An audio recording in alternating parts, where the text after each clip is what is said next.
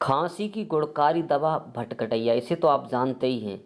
इसका शहद के साथ सेवन किया जाता है। इसका रस निकाल करके 1 चम्मच या फूल इसके उसमें लगा करके खाने चाहिए। खांसी में तुरंत आराम होता है। खांसी, दमा, ज्वर, क्रम, दांत दर्द, सिर दर्द, मूत्राशय की पथरी, नपुंसकता, नकसीर, उच्च ताप और रक्तचाप में अच्छा गुणकारी इसका लाभ होता है। यूनानी चिकित्सा के द्वारा भटकटैया बहुत ही लाभदायक होती है।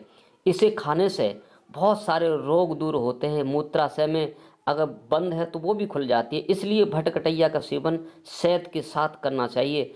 आपको तुरंत आराम होगा। इसके फूलों का सेवन करना चाहिए।